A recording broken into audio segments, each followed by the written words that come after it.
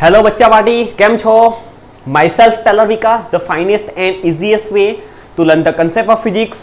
आज આપણે આપણા ચેપ્ટર નંબર 1 વિદ્યુત ભાર અને વિદ્યુત ક્ષેત્રના કેટલાક ન્યુમેરિકલ્સ કેટલાક એક્ઝામ્પલ્સ જોઈશું। હવે આ જે એક્ઝામ્પલ્સ જોઈશું એ એક્ઝામ્પલ્સનો જે કન્સેપ્ટ છે એ થિયરી આપણે ઓલરેડી ડિસ્કશન કરી ચૂક્યા છે। એને જ રિલેટેડ કેટલાક ન્યુમેરિકલ્સ કેટલાક એક્ઝામ્પલ આજે આપણે સોલ્વ કરીશું। એમાં આપણી પાસે ફર્સ્ટ એક્ઝામ્પલ છે જે આપણું ઉદાહરણ નંબર 1.2 છે। હવે તમને એક પ્રશ્ન થતો હશે કે સર ડાયરેક્ટ જ કેમ ઉદાહરણ નંબર 1.2 ચાલુ કર્યું, એક ઉદાહરણ નંબર 1.1 ક્યાં ગયું? તો એ પણ જરાક ડિસ્કસ કરી લઈએ એટલે તમને જરાક ખ્યાલ આવે। ઉદાહરણ નંબર 1.1 માં આપણને એવું પૂછ્યું છે કે આપણે કોઈ પદાર્થને ધન વિદ્યુત ભારિત બનાવવો હોય તો શું કરવું? તો હવે ધ્યાન રાખજો કે આપણે કોઈ પણ પદાર્થને વિદ્યુત ભારિત કરવાની ત્રણ રીતો ઓલરેડી ડિસ્કસ કરી ચૂક્યા છે। એમાં જે થર્ડ મેથડ હતી, એમાં જે ત્રીજી રીત હતી, એમાં આપણી પાસે એક વિદ્યુતની દ્રષ્ટિએ એક તટસ્થ ગોળો હતો। એનો મતલબ કે જેની પર જેટલો ધન વિદ્યુત ભાર હોય એટલો જ ઋણ વિદ્યુત ભાર હતો।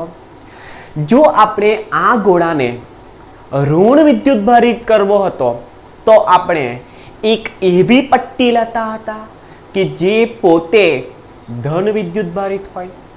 ઓકે, અને આપણે વિધાઉટ એની કોન્ટેક્ટ, કોઈ પણ પ્રકારના સંપર્ક વગર એ પટ્ટીને પેલા ગોળાની નજીક લઈ જતા હતા। તો પટ્ટી આપણે કેવી લીધી? ધન વિદ્યુત ભારિત લીધી।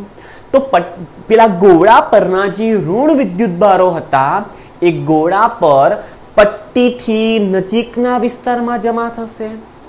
ઓકે, અને ગોળા પરના જે ધન વિદ્યુત ભારો છે એ આ ધન વિદ્યુત ભારી પટ્ટી દ્વારા અપાકર્ષણ બળ અનુભવીને ગોળા પર પટ્ટીથી દૂરના વિસ્તારમાં જમા થશે। ઓકે, ચાલો આ તો વાત ક્યારની થઈ ગઈ? જ્યારે આપણે ગોળાને ઋણ વિદ્યુત ભારિત કરવો હતો ત્યારે। આપણો ક્વેશ્ચન એવો છે ઉદાહરણ નંબર 1.1 માં કે જ્યારે ગોળાને ધન વિદ્યુત ભારિત કરવો હોય તો શું કરવાનું? ઓકે, કઈ વાંધો નહીં, એનું ઊંધું કરી દઈશું। જ્યારે આપણે આપેલ વિદ્યુતની દ્રષ્ટિએ તટસ્થ ગોળાને ધન વિદ્યુત ભારિત કરવો હોય તો આપણે ઋણ વિદ્યુત ભારિત પટ્ટીનો યુઝ કરીશું। આપણે ઋણ વિદ્યુત ભારિત પટ્ટી ગોળાની નજીક લઈ જશું તો ગોળા પરનો જે ધન વિદ્યુત ભાર છે એ પટ્ટી દ્વારા આકર્ષણ બળ અનુભવીને ગોળા પર પટ્ટીથી નજીકના વિસ્તારમાં જમા થશે। તેવી જ રીતે ગોળા પરનો જે ઋણ વિદ્યુત ભાર છે એ પટ્ટી દ્વારા અપાકર્ષણ બળ અનુભવીને પટ્ટીથી દૂરના વિસ્તારમાં જમા થશે। ઓકે, ચાલો, અને આપણે એને અર્થિંગ કરી દઈશું કે જેથી નેગેટિવ ચાર્જ જમીનમાં ઉતરી જશે અને ગોળા પર ફક્ત અને ફક્ત ધન વિદ્યુત ભાર રહી જશે।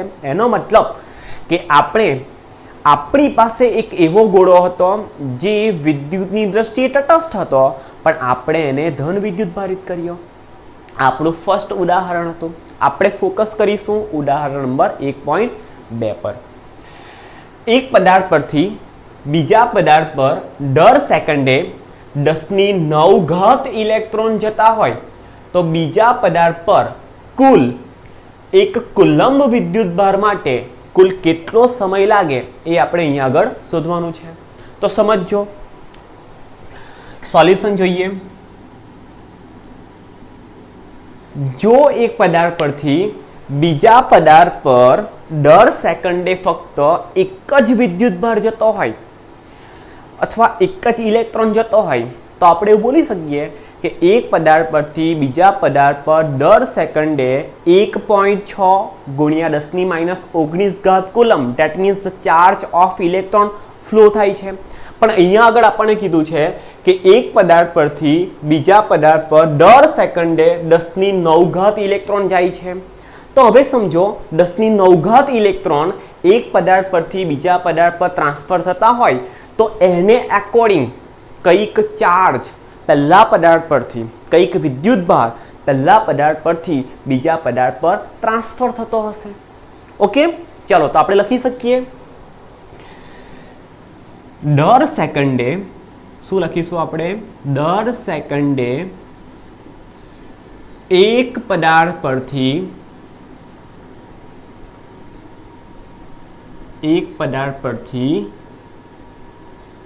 બીજા પદાર્થ પર, એક પદાર્થ પરથી બીજા પદાર્થ પર જતા ઇલેક્ટ્રોનની સંખ્યા,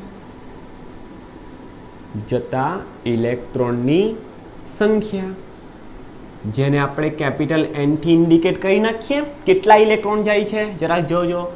10⁹ જેટલા ઇલેક્ટ્રોન્સ જાય છે. તો આપણે લખી શકીએ 10⁹ જેટલા ઇલેક્ટ્રોન. ચાલો હવે સમજો, ખાસ ધ્યાન રાખજો. જો એક ઇલેક્ટ્રોન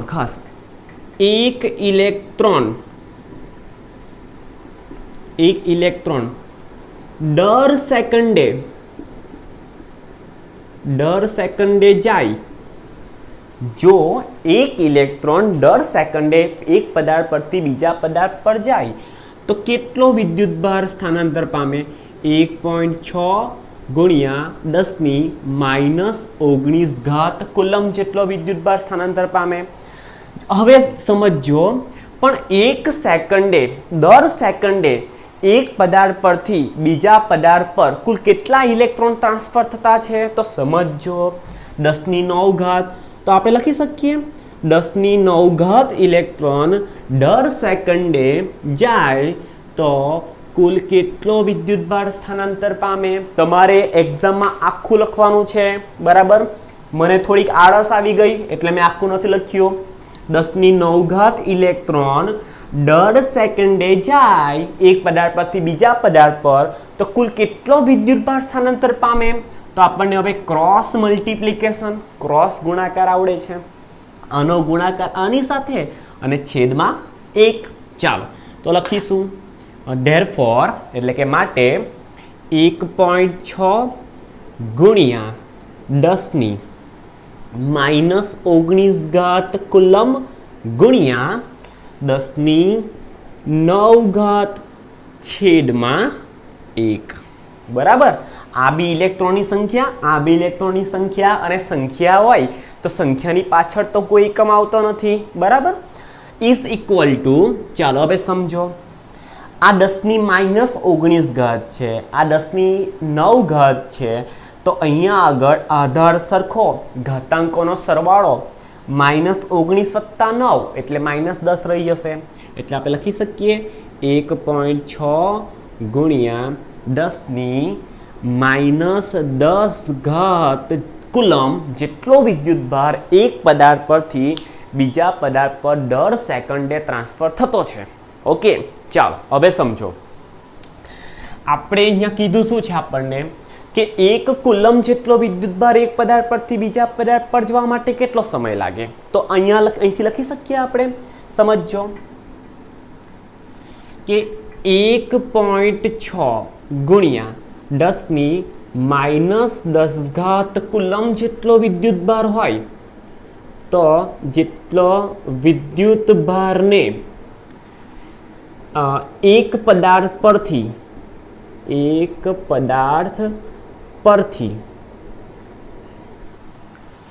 બીજા પર જવા માટે અહીંયા નીચે લખી રાખવું લાગતો સમય કેટલો છે? 1 સેકન્ડ. કેમ ભાઈ? કેમ કે દર 1 સેકન્ડે આટલો વિદ્યુતભાર એક પદાર્થ પરથી બીજા પદાર્થ પર જતો છે. તો આપણે લખી શકીએ કે આટલો વિદ્યુતભારને જવા માટે 1 સેકન્ડ લાગે, તો આપણે તો 1 કુલમ જેટલો ટ્રાન્સફર કરવાનો છે. તો લખી શકીએ 1 કુલમ વિદ્યુતભાર એક પદાર્થ પરથી બીજા પદાર્થ પર જવા માટે કેટલો સમય લાગે? ચાલો મેં પાછી એક આળસ કરી. ઓકે, તમારે નથી કરવાની. ચાલો હવે જોતો સમજજો. પાછું ક્રોસ ગુણાકાર 1 કુલમ ગુણ્યા 1 સેકન્ડ લખીશું અહીંયા આગળ. ધેરફોર 1 કુલમ ગુણ્યા 1 સેકન્ડ છેદમાં, ચાલો આનો ગુણાકાર આની સાથે, છેદમાં 1.6 ગુણ્યા 10⁻10 કુલમ. ચાલો હવે સમજો, આ કુલમ કુલમ હનીમૂન પર ચાલ્યા જાય, બરાબર? ના, એવું નથી બોલવાનું, બરાબર? Coulomb coulomb cancel out. હવે સમજો, 1ના છેદમાં 1.6 ગુણ્યા 10⁻10 અને હવે રહી શું ગયું? સેકન્ડ. પડી વાત ના ખબર? સમજો, 1ના છેદમાં 1.6 ગુણ્યા 10⁻10 સેકન્ડ. ચાલો હવે સમજો કે આ 10⁻10 છે એ તો ઉપર ગઈને 10⁻10 થશે, બરાબર? ચાલો, અને 1ને 1.6 વડે ભાગીશું એટલે આપણને કંઈક આન્સર મળશે. ચાલો, શું આન્સર મળશે જરા જોઈ લઈએ. 0.625. કેટલો મળ્યો આપણને? 0.625 multiply by 10 power 10 second. 0.625 multiply by 10⁻10 હતી, ઉપર ગઈને 10⁻10 સેકન્ડ થઈ ગઈ. ચાલો હવે સમજો, આપણો આ બી આન્સર કરેક્ટ છે, બરાબર? અહીંયા આગળ આપણે સમય ટી કહી દઈશું. સમય આપણને મળ્યો એટલે સમય ટી બરાબર 0.625 સેકન્ડ. હવે કદાચ આ ન્યુમેરિકલ્સ, કદાચ આ દાખલો તમને MCQમાં પૂછાય અને તમે પેલા 4 ઓપ્શન જુઓ, એ 4 ઓપ્શનમાંથી આ ઓપ્શન તો છે જ નહીં, તો આપણે કન્ફ્યુઝ થઈ ગઈએ. યાદ રાખજો, આપણને એક્ઝામમાં આ જે આન્સર છે એ આપણને વર્ષમાં પણ આપી શકે, દિવસમાં પણ આપી શકે. ક્લિયર? તો આપણે શું કરીએ, આ જે સમય છે ને એ સમયને આપણે વર્ષમાં ટ્રાન્સફર કરવાની ટ્રાય કરીએ.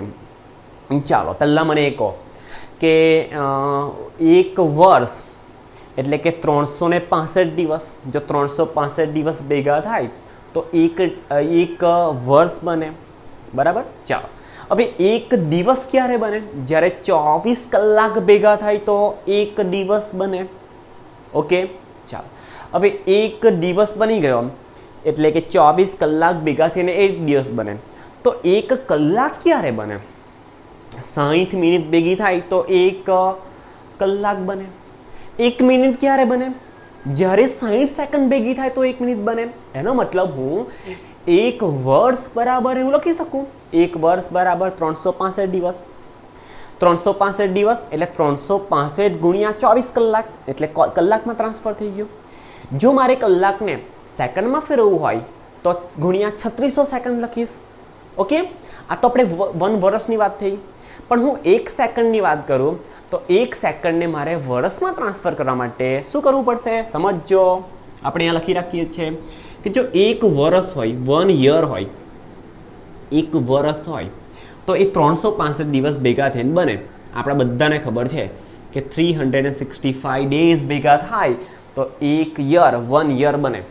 ચાલો, હવે 365 ગુણ્યા, ચાલો ગુણ્યા 365 ગુણ્યા 1 ડે લખી શકું, એટલે 365 ગુણ્યા 1 એટલે એ તો 365 જ થવાના. એક દિવસની જગ્યાએ હું અહીંયા આગળ 24 આવર લખી શકું, 24 કલાક લખી શકું. ઠીક છે, ચાલો 24 કલાક લખ્યું. હવે સમજો, આ 365 એઝ ઇટ ઇઝ, આ 24 પણ as it is, multiply by અહીંયા આગળથી આવર દેખાય ને એની જગ્યાએ આપણે 3600 સેકન્ડ લખી શકીએ. જોજો, સમજો, શું લખી શકીએ? 3600 સેકન્ડ. આપણને ખબર 3600 સેકન્ડ ભેગી થાય તો ભાઈ 1 કલાક બને, બરાબર? તો આપણે શું લખ્યું? 1 કલાકની જગ્યાએ 3600 second. So 1 year is equal to 1 વર્ષ ઇઝ ઇક્વલ ટુ આટલા સેકન્ડ. હવે સમજો, મારે આને લખવું હોય તો લખી શકાય 365 ગુણ્યા 24 ગુણ્યા 3600 ગુણ્યા 1 સેકન્ડ. અને હું જમણી બાજુએ 1 સેકન્ડને સૂત્ર કરતા બનાવીશ તો એવું લખી શકીશ કે 1 સેકન્ડ બરાબર, સમજો, 1 સેકન્ડ બરાબર 1 યર તો ખરા જ, 1 વર્ષ તો ખરું જ, છેદમાં આ બધી ટર્મ નીચે આવી જશે એટલે ભાગાકારમાં ચાલી જાય. 365 ગુણ્યા 24 ગુણ્યા 3600 એટલે આ જે આખો આન્સર છે સેકન્ડવાળો એ વર્ષમાં ટ્રાન્સફર થઈ જશે. સો આપણે લખી શકશું અહીંયા આગળ જો આ ટીને આપણે ટ્રાન્સફર કરીએ therefore T is equal to 1 coulomb વિદ્યુત ભારને એક પદાર્થ પરથી બીજા પદાર્થ પર ટ્રાન્સફર થવા માટે કેટલો સમય લાગે છે એ આપણે વર્ષમાં શોધીએ તો 0.625 મલ્ટીપ્લાય બાય 10 પાવર 10 એટલે કે 10 એઝ ઇટ ઇઝ, અને અહીંયા આગળ તમને સેકન્ડ દેખાય ને એની જગ્યાએ તમે આ લખી શકો છો, તો લખી શકીએ ગુણ્યા 1 વર્ષ એટલે કે 1 યર ના છેદમાં 365 ગુણ્યા 24 ગુણ્યા 3600, બરાબર. ચાલો હવે તમારે અહીંયા આગળ કોઈ મહેનત કરવાની જરૂર નથી, તમારી પાસે કેલ્ક્યુલેટર છે. સો with the help of calculator તમે આ એકદમ ઇઝીલી કેલ્ક્યુલેટ કરી શકશો, અને તમે કેલ્ક્યુલેટ કરશો તો તમને આન્સર મળશે 0.7 વાર 0 4 5 6 7 I think 198 okay 198 multiply by 10 power 10 year આટલા વર્ષ લાગશે. ઓકે, હવે સમજજો વાતને ખાસ. T is equal to decimal point એટલે કે જે પેલો પોઈન્ટ છે ને દશાંશ ચિહ્ન એ હમણાં અહીંયા આગળ છે. જો હું આ દશાંશ ચિહ્નને જમણી બાજુએ શિફ્ટ કરીશ તો યાદ રાખજો, જ્યારે બી આપણે દશાંશ ચિહ્નને જમણી બાજુએ શિફ્ટ કરીએ તો ઘાતાંક માઇનસમાં વધે. એનો મતલબ કે જો એને અહીંયાથી અહીંયા શિફ્ટ કરું તો ગુણ્યા 10⁻1 ઘાત, અહીંયા કરું તો -2 ઘાત, અહીંયા -3 ઘાત, -4 ઘાત, -5 ઘાત, -6, -7, -8, -9 અને -10. તો જો લખી શકું અહીંયા આગળ થયું 198 મલ્ટીપ્લાય બાય 10⁻10 ઘાત. ભાઈ આપણે જમણી બાજુ ગયા 10 ડેસિમલ 10⁻10 ઘાત લખ્યું, અને આ 10ની જે 10 ઘાત છે એ તો એમના એમ આટલા યર -10 ઘાત અને +10 ઘાત કેન્સલ આઉટ થઈ ગયા. સો ટી ઇઝ ઇક્વલ ટુ આપણને મળશે 198 વર્ષ. વિચાર કરો, એક પદાર્થ પરથી જો દર સેકન્ડે 10⁹ જેટલા ઇલેક્ટ્રોન ટ્રાન્સફર થતા હોય ને તો પણ એક કુલમ જેટલો વિદ્યુતભાર એક પદાર્થ પરથી બીજા પદાર્થ પર ટ્રાન્સફર થવા માટે 198 જેટલા વર્ષ લાગશે, બરાબર. એટલે આપણે જોઈ શકશું, બરાબર. ના, આપણાથી જોવાશે નહીં. 198 વર્ષ. એનો મતલબ કે તમે એક અંદાજો લગાવી શકશો કે આજે એક કુલમને એવું આપણે બોલીએ છીએ ને એ બહુ મોટો વિદ્યુતભારનો જથ્થો છે. એક કુલમ વિદ્યુતભારનો જથ્થો એટલે બહુ વધારે પડતા ઇલેક્ટ્રોન્સ છે, બરાબર. ચાલો હવે આપણે ઉદાહરણ નંબર 1.3 જોઈએ. ચાલો રકમ ઉપર લખેલી છે ઓલરેડી, તમે વાંચી શકશો. એક પ્યાલામાં કેટલા ધન અને કેટલા ઋણ વિદ્યુતભારો હશે? એક પ્યાલામાં, એકચ્યુઅલી એક પ્યાલા પાણીમાં, જરા સમજો, એક પ્યાલા પાણીમાં, એક પ્યાલા પાણીમાં કેટલા ધન વિદ્યુતભારો અને કેટલા ઋણ વિદ્યુતભારો હશે એવું આપણને અહીંયા આગળ પૂછ્યું છે. હવે તમને એક પ્રશ્ન થશે કે સર એક પ્યાલો પાણી હોય એમાં આપણે ક્યાં ઇલેક્ટ્રોન અને પ્રોટોનની સંખ્યા ગણવા જવાના, બરાબર. ચાલો હવે સમજો, આપણી પાસે લો ઓફ ક્વોન્ટાઇઝેશન, આપણી પાસે વિદ્યુતભારનું ક્વોન્ટમીકરણ કન્સેપ્ટ આપણે શીખ્યો તો Q is equal to N into E. તમે જો આપણા અગાઉના લેક્ચર્સ જોયા હશે તો તમને વિદ્યુતભારનું ક્વોન્ટમીકરણ શું છે અને વિદ્યુતભારના ક્વોન્ટમીકરણ રિલેટેડ એક formula capital Q is equal to N into E આપણે મેળવ્યું હતું, બરાબર. આપણે એની વાત કરી હતી, તો એને જ બેઝ આજે આપણે એક ન્યુમેરિકલ ઉદાહરણ નંબર 1.3 સોલ્વ કરીશું. શું કીધું આપણને? એક પ્યાલા પાણીમાં કેટલા ધન અને કેટલા ઋણ વિદ્યુતભારો હશે. એકચ્યુઅલી ક્વેશ્ચન બેહુદો છે, બરાબર, પણ ગણી શકાય. આપણે કંઈક ધારવું પડે, બરાબર. આપણે કંઈક ધારી લઈએ તો આ એક્ઝામ્પલ આપણે સોલ્વ કરી શકશું. હવે પહેલાં આપણે શું ધારવું પડે કે પ્યાલામાં કેટલું પાણી છે. જો આપણે પ્યાલામાં ભરેલા પાણીની ક્વોન્ટિટી એટલે કે કેટલા ગ્રામ પાણી છે એ જો આપણને ખબર હોય તો આપણે ઇઝીલી એમાં રહેલા ધન વિદ્યુતભારો એટલે કે પ્રોટોન્સ અને ઋણ વિદ્યુતભારો એટલે કે ઇલેક્ટ્રોન્સની સંખ્યા આપણે અહીંયા શોધી શકીએ છીએ. તો આપણે પહેલાં ધારી લઈએ. જોજો સમજો કે ધારો કે આપેલ પ્યાલામાં એટલે કે ગ્લાસમાં, ધારો કે આપેલ પ્યાલામાં 250 ગ્રામ 250 ગ્રામ પાણી છે. હવે જરૂરી નથી કે હું 250 ગ્રામ પાણી લઈને આ દાખલો સોલ્વ કરું એટલે તમારે 250 ગ્રામ પાણી લઈને સોલ્વ કરવાનો એવું જરૂરી નથી. સમજો કે ભાઈ મારી પાસે મોટો ગ્લાસ છે તો એમાં 250 ગ્રામ પાણી સમાય છે. કદાચ તમારી પાસે નાનો ગ્લાસ હોય તો એમાં 200 ગ્રામ પાણી બી સમાઈ શકતું હોય, બરાબર. એની સાથે કોઈ લાગે વળગે નહીં. તમે જેટલું એની અંદરનું દળ ધારશો પાણીનું એટલા તમને પ્રોટોન અને ઇલેક્ટ્રોનની સંખ્યા મળશે. કદાચ મેં ધારેલા ગ્લાસ કરતાં તમારી પાસે જે ગ્લાસ છે કદાચ મોટો બી હોય તો એમાં 500 ગ્રામ પાણી બી સમાઈ શકે, બરાબર. ડઝન્ટ કેર, બરાબર. એ આપણે એની ચિંતા નથી કરવાની. જોજો સમજો, ધારો કે આપેલ પ્યાલામાં 250 ગ્રામ પાણી છે. ચાલો હવે સમજો કે પાણી છે એટલે પાણી એટલે આપણને ખબર કે પાણી એટલે H2O. ઓકે, પાણીનો અણુ શું થાય? H2O. તો આપણે લખી શકીએ કે H2O નો અણુભાર. ભાઈ H2O તો મોલેક્યુલ થયું ને, H2O તો અણુ થયું ને, તો H2O જે અણુ છે એનો આપણે અણુભાર શોધી શકીએ. તો જોઈએ અહીંયા આગળ આપણી કેમેસ્ટ્રીનું ટ્રીક અહીંયા યુઝ કરીએ કે H2O 2 હાઇડ્રોજન છે અને 1 ઓક્સિજન છે. તો લખી શકીએ 2 ટાઈમ્સ હાઇડ્રોજનનું પરમાણુ દળ, 2 હાઇડ્રોજન પરમાણુઓ છે, પ્લસ 1 ઓક્સિજન પરમાણુનું દળ એટલે કે ઓક્સિજનનું પરમાણુ દળ, 2 હાઇડ્રોજન પરમાણુનું પરમાણુ દળ વત્તા 1 ઓક્સિજનનું પરમાણુ દળ. હવે H2O માં આ જે હાઇડ્રોજન છે ને એની પાસે 1 પ્રોટોન અને 1 ઇલેક્ટ્રોન છે. તમે આવું લખી શકશો. સમજો કે હાઇડ્રોજન માટે શું લખો છો? 1H1 લખો છો અને ઓક્સિજન માટે શું લખો છો?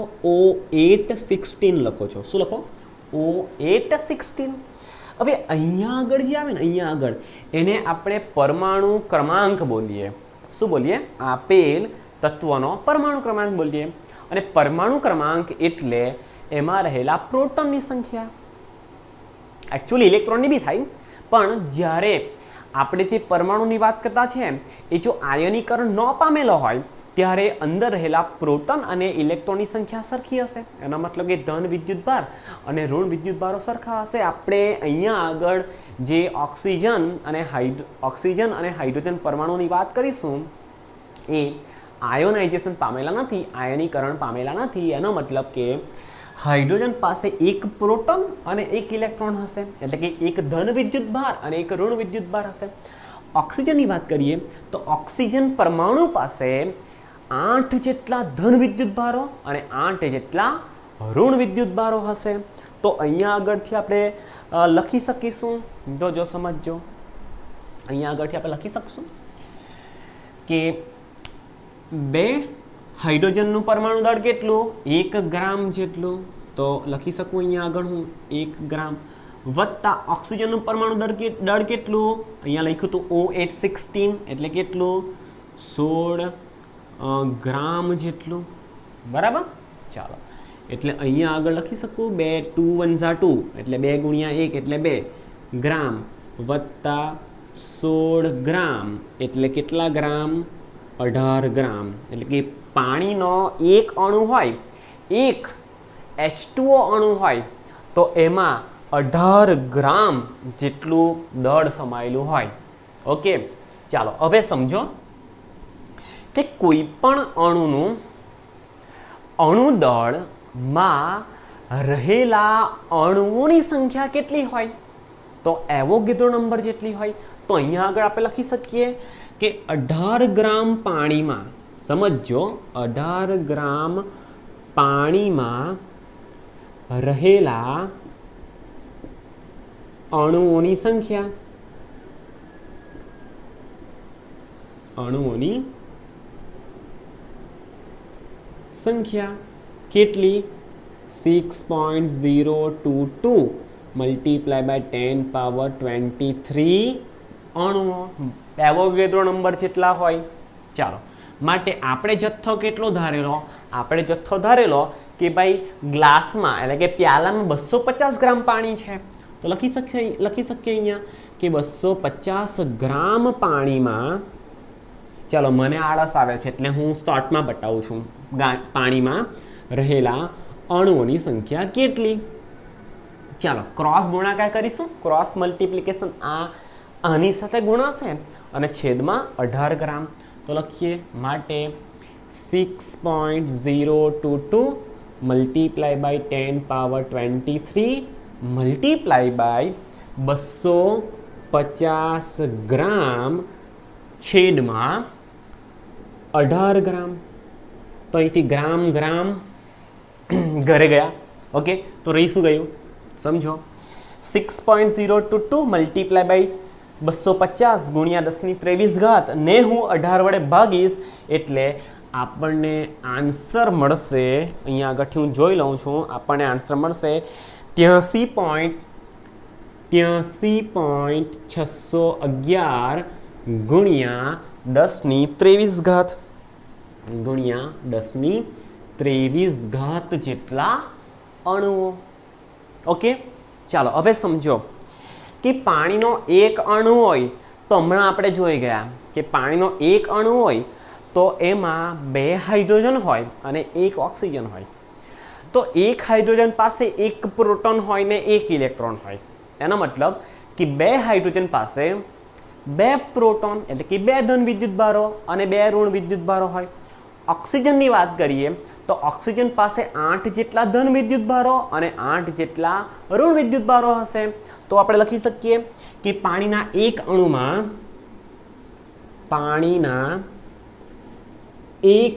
અણુમાં રહેલા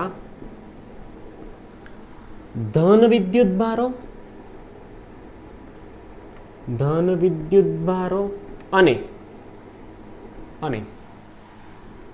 ઋણ વિદ્યુતભારોની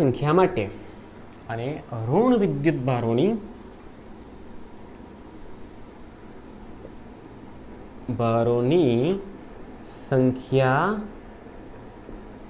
માટે ચાલો કેટલા હોય તો જરાક જોઈ લઈએ. કેટલા હોય ટોટલ? 2 કોની પાસે હોય? ચાલો લખીએ. પાણીના એક અણુમાં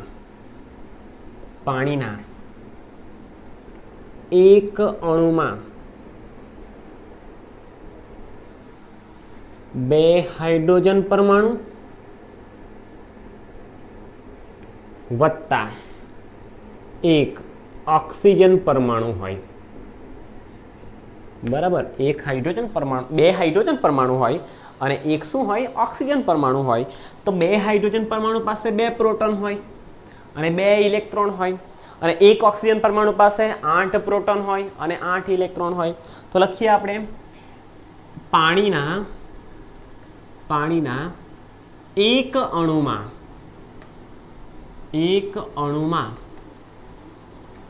રહેલા ધન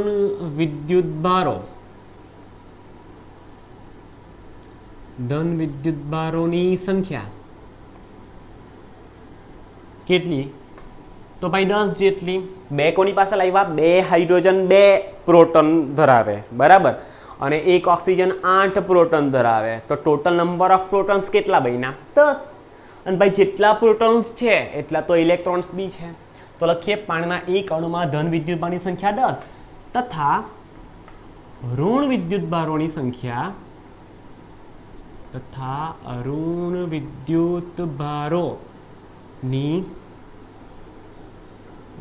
સંખ્યા કેટલી છે ભાઈ?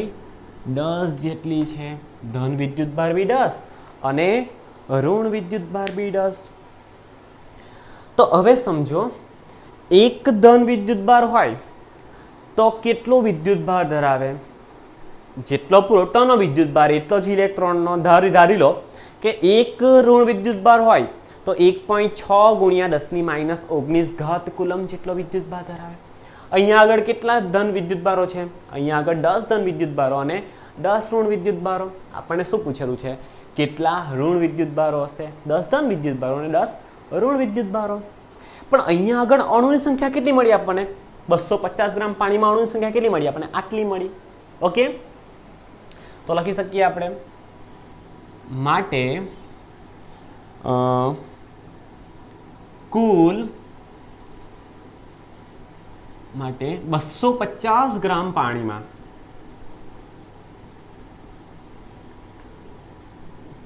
એક કામ કરો, ચાલો ઉભા રહો, એનાથી ઈઝી કરી નાખીએ. આ તો ભાઈ એકની વાત થઈ ને, સમજો, આ તો એકની થઈ વાત. ધારો કે આ સંખ્યાને આપણે n કહી દઈએ. જો સમજો, આ સંખ્યાને શું કહીએ આપણે? n કહી દઈએ. n તો ટોટલ નંબર ઓફ ઇલેક્ટ્રોન્સ આટલી સંખ્યામાં કેટલા હશે? પાછો એક વાત, એક અણુ હોય પાણીનો તો 10 પ્રોટોન હોય ને 10 ઇલેક્ટ્રોન હોય, પણ ટોટલ 250 ગ્રામમાં કેટલા અણુ છે પાણીના? ભાઈ આટલા અણુ છે. તો કુલ અણુ કેટલા હશે? તો લખીએ આપણે પાણીના 250 ગ્રામ જથ્થામાં, પાણીના 250 ગ્રામ જથ્થામાં 10 n જેટલા. હવે તમને થયું હશે 10 n ક્યાંથી લાવ્યા ભાઈ? તો સમજો, એક અણુ હોય તો 10 પ્રોટોન ને 10 ઇલેક્ટ્રોન. તો અણુ કેટલા છે આપણી પાસે? n જેટલા છે. તો ટોટલ ઇલેક્ટ્રોન અને પ્રોટોન કેટલા આવવાના? 10 n જેટલા. સમજાય ને? એક અણુ હોય પાણીનો તો 10 પ્રોટોન અને 10 ઇલેક્ટ્રોન હોય. Okay, simple. તો અહીંયા આગળ અણુ કેટલા છે? 250 ગ્રામમાં 83.611 ગુણ્યા 10⁻23 ઘાત જેટલા છે. તો ટોટલ પ્રોટોન અને ટોટલ ઇલેક્ટ્રોન કેટલા થવાના? ભાઈ 10 ગુણ્યા n જેટલા થવાના. તો લખી શકીએ પાણીના 250 ગ્રામ જથ્થામાં 10 n જેટલા ધન વિદ્યુતભારો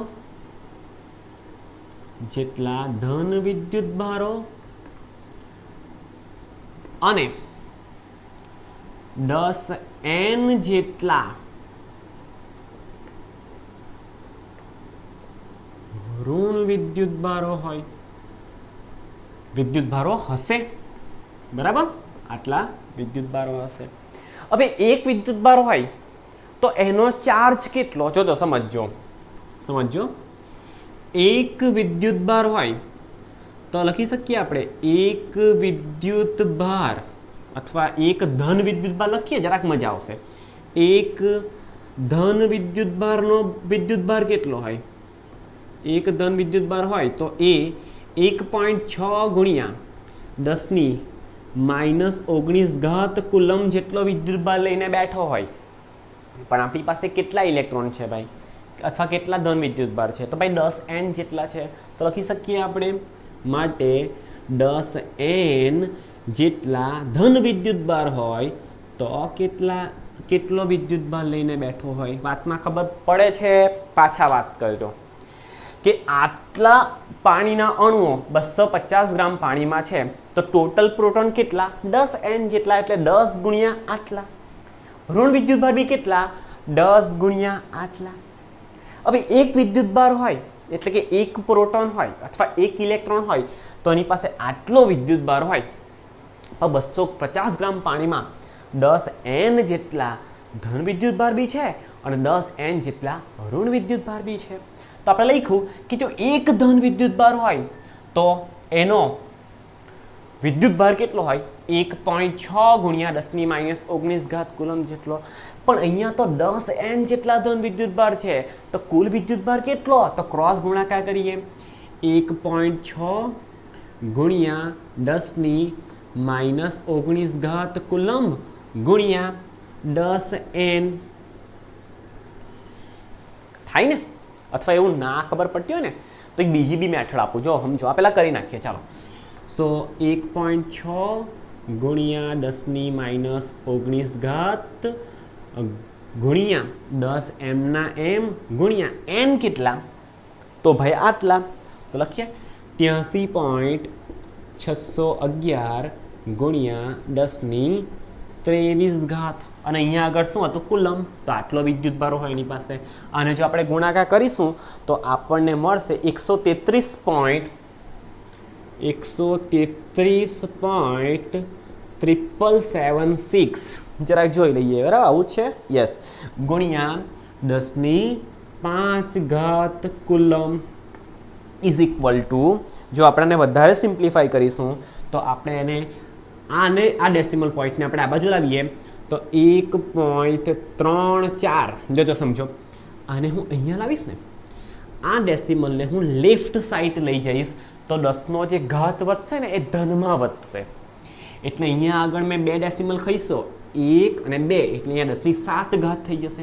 બીજી વાત કે 3 પછી ડાયરેક્ટ 7 છે, જો આપણે આફ્ટર ડેસિમલ પોઈન્ટ દશાંશ ચિહ્ન પછી જો 2 સંખ્યા લખીએ તો અહીંયા આગળ આપણે 11 સાયન્સમાં શીખી ગયા છે કે અહીંયા આગળ હું રાઉન્ડિંગ ઓફ કરું, એની પાછળની સંખ્યા જો 5 કરતાં મોટી હોય તો આગળવાળો 1 વધી જાય, તો આપણે લખ્યું 1.34 ગુણ્યા 10⁷ ઘાત કુલમ્બ જેટલો વિદ્યુત ભાર. ઓકે, એમાં પ્રોટોન બી છે અને ઇલેક્ટ્રોન બી છે, તો લખી શકીએ આપણે +or-1.34 મલ્ટીપ્લાય બાય 10⁻7 કુલમ જેટલો વિદ્યુત ભાર. ઓકે, ચાલો હવે તમારે આટલું નહીં કરવું હોય ને, આટલું જો આટલું નહીં, ઓરમાં તમે એવું બી લખી શકો કે આપણે વિદ્યુત ભારનું ક્વોન્ટમીકરણ જોયેલું, એમાં કુલ વિદ્યુત ભાર Q બરાબર N × E જેટલો હતો. ઓકે, કુલ વિદ્યુત ભાર કેટલો હતો? N × E જેટલો હતો, પણ અહીંયા આગળ કેટલા વિદ્યુત ભાર છે?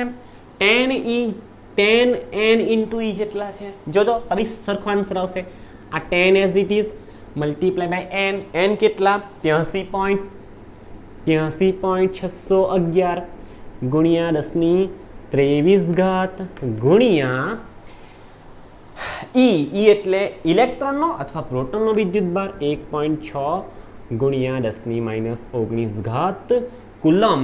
તમે આને કેલ્ક્યુલેટ કરશો with the help of your કેલ્સી તો તમને આન્સર મળશે +or- એટલા માટે લખ્યું છે કે અંદર પ્રોટોન ધન વિદ્યુત ભાર બી છે અને ઋણ વિદ્યુત ભાર બી છે, એટલા માટે આપણે વિથ +or- સાઇન લખ્યું છે.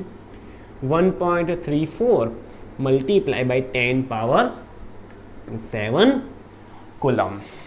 ઓકે, એટલે તમે આ મેથડ બી યુઝ કરી શકો પ્રોટોન અને ઇલેક્ટ્રોનનો વિદ્યુતભાર શોધવા માટે, અથવા આપણે જે કન્સેપ્ટ શીખી ગયા ને વિદ્યુતભારનું ક્વોન્ટમીકરણ, એના પરથી તમે લખી શકો Q બરાબર Ne, અને એના પછી લખી શકો Q બરાબર 10 N × E મળી જશે, +or-1.34 મલ્ટીપ્લાય બાય 10⁻7 કુલમ જેટલો વિદ્યુતભાર. Okay, thank you, C you soon.